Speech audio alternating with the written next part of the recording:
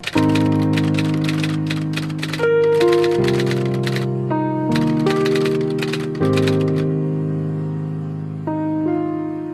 morning, John. Good morning, John. Good morning, John. Good morning, John. Good morning, John. Good morning, John. The side view mirror is bigger than my head. Good morning, John. Morning, John. Hi. Good morning, John. It's Friday, November 16th. Welcome to the Los Angeles International Auto Show. I'm not gonna be able to fit everything in, so let's just get started now. This is a Toyota fuel cell vehicle that they drove from Alaska to America, just with hydrogen. Now, there's no hydrogen pumps on the way from Alaska to America, but Canada does allow you to drive around with big tanks of hydrogen, unlike America. So they drove a big tank of hydrogen around with that car so that it could get to America. It gets about 300 miles on a tank of hydrogen. Here's a viable choice for a nerdfighter who isn't extremely wealthy. The new Toyota Yaris. It's a pretty little guy. Or girl. Maybe a girl. I'm not sure. I kind of feel bad now about that. Other than that, Toyota's been pretty disappointing at this auto show. Mostly releasing their gigantic SUV. Apparently they didn't get the memo that this is supposed to be the green car auto show, and they were like, look, Sequoia! Ford has some really interesting environmental announcements at this year's LA Auto Show. For example, this wall that you're looking at is made of recycled paper. Their cars are made of steel and don't get very many miles per gallon. Here's Ford's actual primary environmental initiative. It is a hybrid SUV. It gets pretty good gas mileage. Soon it's going to be one of the only taxis that will be allowed to serve people in New York City. Here we have Honda's FCX Clarity display, which they are apparently extremely proud of. You know, they should be proud because they spent like 10 years and about $1 billion working on this car.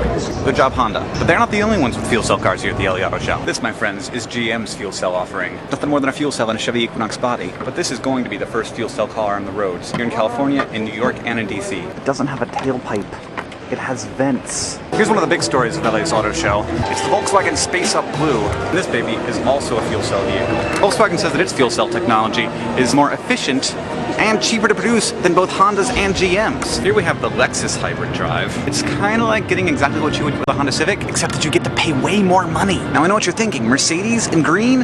Well, they have developed this new kind of diesel engine that burns fuel basically at the same efficiency as a hybrid car. They've also mixed that diesel engine with a hybrid car, which will probably cost you about as much as college. I've decided that one of my favorite things about auto shows is that everybody is walking around with cameras, so nobody really looks at you that funny when you're walking around talking, pointing a camera at yourself. If you want, I can show you a race car. Race car. One of the things that I love about auto shows is this shit. It's like, hey, this is what a car looks like if you don't have the car on the outside. And if you were wondering if there weren't actually any electric cars at the Los Angeles Auto Show, yes, there are. This car is made out of plastic bottles. That's pretty cool. Possibly the greenest car. Available in 2011, the Chevrolet Volt. Where is it? They've taken it away. And I'm frustrated because I was going to do my final Good Morning John from the Volt. The final Good Morning John from the smart car was good. It's a great car with great fuel efficiency, but the Volt has the technology of the future. And the Volt is mysteriously not there. I don't know where they've hidden it, but I hope this isn't a shadow of things to come. And that's what it's like to be a green geek at an auto show. You get free smoothies. I think it's important for me to not be afraid to get excited at these things, because it is exciting. But I also have to not be afraid to be a jerk. And now I'm leaving, going back to Montana, where I belong. This is definitely not where I belong. So say goodbye to LA. And welcome to my basement! John, congratulations on your Australian Inky Awards, or whatever that was. And I'm really sorry, but there's no scavenger hunt clue today. And John, I will...